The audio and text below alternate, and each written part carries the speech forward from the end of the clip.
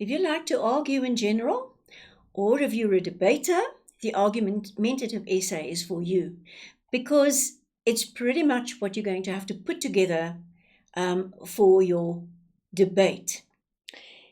So the purpose then of the argumentative essay is obviously to convince. It has to persuade, it has to manipulate. Those things. Convince, persuade, manipulate.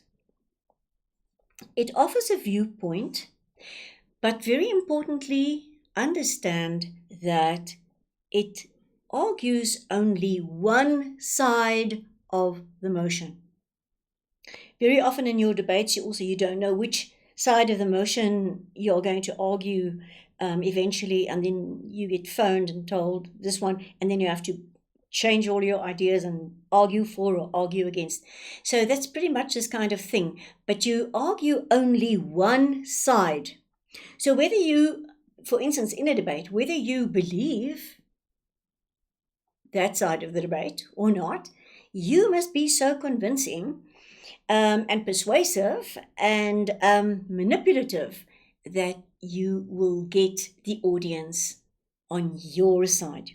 And in fact, it works so well that eventually you start believing it yourself, that was your standpoint actually from the beginning. So the features is that these argumentative type of essays, the argumentative and the discursive, are more formal in nature, and it is much more almost like a literature essay that you write where you argue a certain point. Your introduction must convey your point of view with a strong statement, almost like the thesis statement in your literature essay. You present a case for one side of a motion or an issue, only one side. You present strong opinions. You must have very strong opinions and strong arguments, which you then have to substantiate properly with proof, with research, with whatever. You must provide substantiation. But you must be very careful. That also happens in debates, is that people can sometimes, in their zest, become a bit offensive or rude in presenting their point. So you must never be offensive or rude, and you must still be sensitive to the feelings of other people, but your arguments must be very, very strong and very substantiated. You build an argument. It is actually just one argument with several aspects to it. There are several things that prove this one single argument to convince the reader to agree. And of course, logic is involved. It must be more logical than any of the other essays. And then for persuasive purposes, because if you jump around and you're not logical in terms of what you're saying, you're going to lose your reader and he's not going to be convinced of your point. You have to use a very structured approach, and that goes with the logic. There must be a logical flow, and there must be a clear structure. The opinions are logically stated, and eventually it must draw to a conclusion. And this conclusion will then round off the argument. These are the general features of an argumentative essay. Some pointers when you choose this style of writing. Actually, if you like this kind of writing, this is sort of easy to write because there is a very definite structure for you to use and sort of easy to fill it in. But you must be careful if you choose the argumentative essay that you actually know something about the topic. Otherwise, what are you going to use as substantiation? So be careful. It must be something that you know something about. In an ordinary assignment, you will have the opportunity to go and do research. Or for a debate, you'll have research. But now if it's just an essay in the exam, you must know something about the topic. Otherwise, you're going to fall short of substantiation, and that's not going to work for you. So, but once you've chosen it, you must really plan, because I've told you about the structure, about the order, about the logic. You must plan even more carefully than in the other essays. You must use a clear and logical presentation. Remember that you can present both sides. There's no reason for you not to mention the other side, but you're not going to argue for that standpoint, remember. But you're going to break it down, though. Or you may anticipate something that the opposition might say, and then you shoot it down to sort of just weaken their argument before they've even started. So one must still be aware that there is another side, but you argue one side only, one side. There's no room for padding or waffling. The moment you start padding and waffling, you're going to lose your reader. It must be strong points, to the point, right? To the point. You have to make the introduction original and striking, because, as I said, it's almost like a debate where you have to get your audience in and get them to actually listen to you, because you are going to state in the first paragraph already where this argument is going to take them. So you have to hook them in the introduction. It must be striking. There must be at least 3 body paragraphs, and that will, of course, be aspects of the one argument. Once again, 1 paragraph, 1 aspect, topic sentence, another aspect, topic sentence, etc. So 1 paragraph, 1 idea. And each must present an important point. Be careful not to bring in too many points. Rather stick to 3 or 4 good points and really, really substantiate those well, than thinking, oh, I can also mention that, I can also mention that. But if that is not part of your paragraph or your topic sentence, you're losing your structure. You're losing the logical flow. So rather, if you can group ideas into 1 point, it is fine, and you can spell it out like that, it's fine. But be careful not to go all over the place and think, oh, I can still say that and that. When it's not part of your structure, leave it out.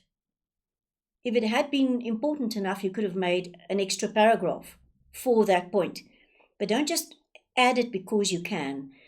That method is the worst method that you can use for writing argumentative essays. As I said, also good to think of a possible objection from the other side.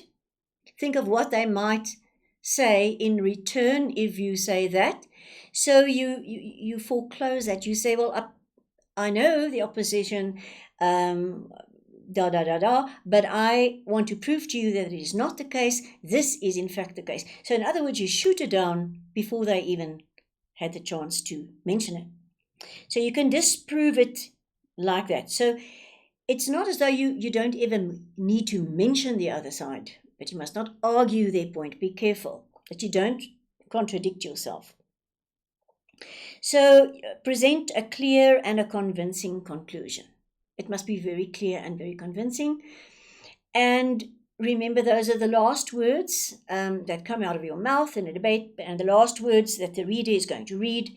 And it needs to set a mood in the reader that says, well argued, a lovely conclusion, well done, something like that. So more pointers. While this is a more formal type of writing, remember that if you argue a certain point, you are to a certain extent subjective, not totally objective. So remember that the subjective argumentation is allowed.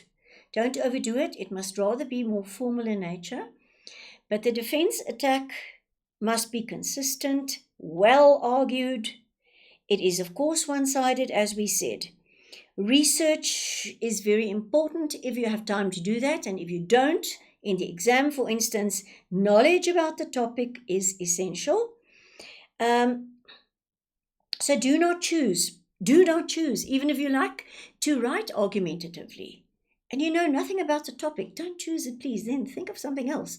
Make something else an argumentative essay. Do you understand? Look at another topic that might, sway this so that you can make that an argumentative essay. That can be done. So don't write about something that you don't know anything about. Brainstorming and planning, of course, in the exam is crucial, because remember, we're talking about substantiation, and you need to think of possible ways in which something can be done, possible no-nos or yeses, whatever. You must really think very well and plan and brainstorm so that you can organize your thoughts beautifully, and you can have logical arguments, that you can discard what you're not going to use and bring in as much as you can to make the 3 main points of the 3 body paragraphs very convincing. And look at the flow of your arguments by using connectors, and please revise carefully for contradictions. Remember, if you say something is this and something is that, you're actually saying nothing, right? So if you contradict yourself, you've actually said nothing. Then you've made no point. So crucial for you to check for contradictions. You might, because you have the whole topic in your head, and you're also thinking for the other side, and you're thinking, what could they perhaps say back to me? Sometimes you might just fall into the trap to say something contradictory, and there you're shooting yourself in the foot. Okay, so be careful not to contradict yourself. I want to just show you an example. November 2011 saw the following topic: all school leavers should have to do 2 years of compulsory national service. Okay. So now, firstly, you're going to have to define in your own head whether you know something about national service, what people do when they do national service. Who do they mean? All school leavers, girls and boys, should go 2 years. Who could it benefit, etc. You have to think about this topic and ask yourself, do I know enough to actually argue this point? So you can either now say, yes, I agree. It's a great idea. Because, it's a terrible idea. What about this, that, the other? So it's a matter of looking at the topic and thinking, I can or I can't do this. And if you can't, don't do it. Because you're going to say mediocre things and it's not going to work. So the first thing you have to do, if you get a clearly argumentative topic, right, like that one, firstly decide whether you think it's good or bad, because you're going to, remember, have to argue only one side. I think it's good. I have my reasons. I think it's bad. I have my reasons. But only one. And then define your interpretation of the topic like we've just done. Is it all girls and boys? And where would it be? How would it work? Etc. So define your interpretation so that in your introduction, you must also define how you see what you have in front of you. You are going to say, this is how I see it. For instance, that'll be girls and boys. That it would be, it will be very controlled. It will be very disciplined. It will be this and that. And the 2 years will be spread out like that. And 1 year will be this and 1 year will be other, and so forth. So define how you see the topic. And then you might say, if this is properly implemented, this is a great idea, right? And now you start proving to me why it would be a great, who is going to benefit? Society, the individual, and why? So in other words, you're going to break up your arguments and you're going to just put it together. So now you're going to develop the argument, paragraph by paragraph, and again about three to four paragraphs in the body, clearly with proper substantiation. And every time a different point in your argument, be it now for or against, depending on what you've chosen. And that your conclusion must summate briefly and show clearly how all the points in your argument culminates in a very logical conclusion. You have now proven to the reader that it's a good idea, and you've given 4 good points and you've substantiated it. Now, this is what I said. You see, I convinced you. So, just reminding you, I don't know how many of you actually do mind maps when you do your essays. This is just one that I took from the internet. It's an example of a mind map.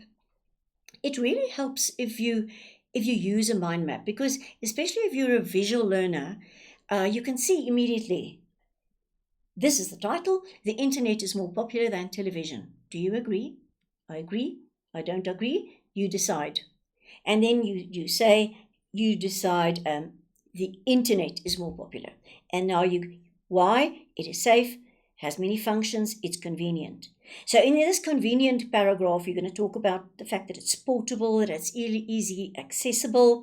In the other one, it has many functions. You can talk about the information that you get and the social networking that you get. In the point where the internet is safe, what it monitors or whatever, and the victims of cybercrime. Perhaps in another aspect. So in other words, you're going to have 3 main aspects that you are going to discuss and that you're going to substantiate. So you're going to have your big argument that the internet, say for instance, is more popular. I'm not sure what this person decided. That's not really relevant here. But let's say they decided the internet is more. So the first paragraph is about the safety of it. The second, the many functions that it has. And 3, the convenience. And remember now I'm going to substantiate. And then of course, I will have my introduction. I'll have my ending, which in fact will also incorporate my main points, because I'm going to say that in my thesis statement in the beginning, that this is how I see it, and I think it is more popular because of blah, blah, blah. And then in the end, you see, because of blah, blah, blah, it is clearly more popular. So then you end it all off. So it's not really so difficult. But if you do that and you're a visual learner, you can easily say, okay, I'm going to do that. Paragraph 1, paragraph 2, paragraph 3. You can make your own adaptations and you can do your own. But it's just nice to have something visual to refer to. So on a page there, now you're writing and you're thinking and you're looking, and it keeps you on track. So you're not going to digress and talk about something else which is not relevant to any of the 3 major points that you have there. If there is another wonderful major point, why not do a 4th paragraph and add it, but then make that a point on its own with its own substantiation. It's really up to you. But to have something visual like that, especially for your argumentative type essays, is very handy.